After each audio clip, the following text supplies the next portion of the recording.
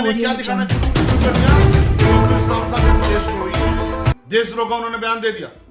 अरे यही जफरुल इस्लाम साहब हैं जो कि अरब में जाकर के खुद उन लोगों को बुरा भला बोल के आए थे और हमारे मुल्क की हिफाजत के लिए, हमारे मुल्क के फख्र के लिए, हमारे मुल्क की इज्जत के लिए इन्होंने सब कुछ दांव पे लगा दिया था अपना। लेकिन जब मीडिया में पूरी तरह से दुष्प्रचार हो रहा है, जब मीडिया में रात दिन गालियां बकी जा रही हैं मुसलमानों को, तबलीगी जमात का बहाना लेकर के, हर आदमी का दिल रो रहा है। अगर उस इंसान ने कह दिया कि साहब ने उन्हीं को कंप्लेंट कर दी तो क्या होगा? क्योंकि एक मीडिया यह भी दिखा रही है कि अरब वर्ल्ड ने कुछ हेट मॉन्गर्स के खिलाफ जो वहां पर काम करते उनके खिलाफ एक्शन लिया।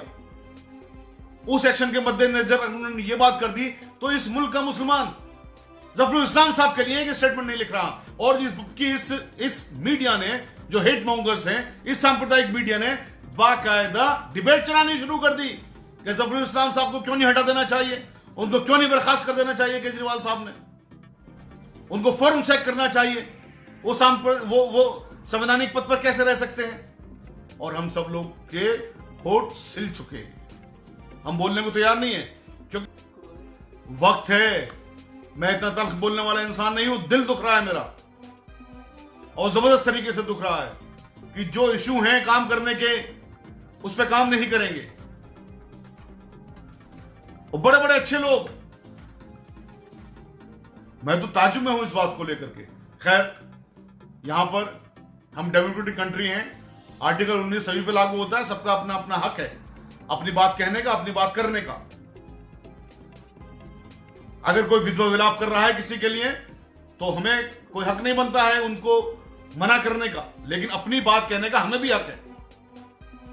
इसलिए उसी हक के तहत मैं आज आप लोगों से ये बात कह रहा हूं कि अपने हीरो को खुदारा पहचानना शुरू कर दीजिए, अपने लोगों को पहचानना शुरू कर दीजिए जो तुम्हारी आवाज उठाएं, उनके साथ खड़े हो जाइए, उनके साथ अपना कंधे से कंधा मिला के खड़े हो जाइए, अपना सीना आगे कर दीजिए।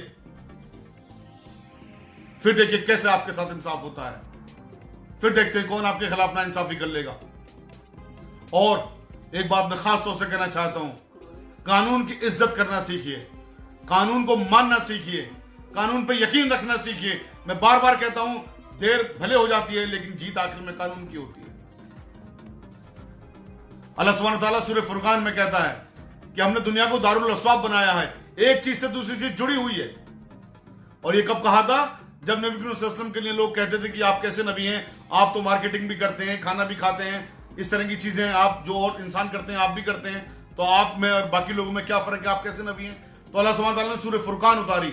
रमजान का पाक महीना चल रहा, पढ़िएगा प्लीज सूरह फुरकान तर्जुमे के साथ, जवाब समझ में आ जाएगा सबको। इस उम्मीद के साथ कि जो मैं अपने दिल में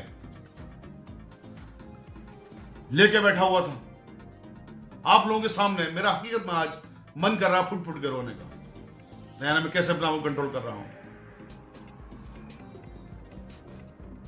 मेरा फर्ज यहीं पर खत्म हो जाता है, मैंने अपनी बात कह दी, इससे ज्यादा का मेरा फर्ज नहीं है। अल्लाह सुब्हानहू व तआला कुरान में भी यही कहता है कि हमने तुम्हें किसी के ऊपर सुपरिटेंडेंट नहीं लगाया है, बस आप अपनी बात कह दीजिए, दैट्स ऑल। तो अब आप जाने, अल्लाह सुब्हानहू व तआला जाने। मेरी बात बुरी लगी हो तो जरूर फिर इस बारे में सोचिएगा जो मैंने कहा है।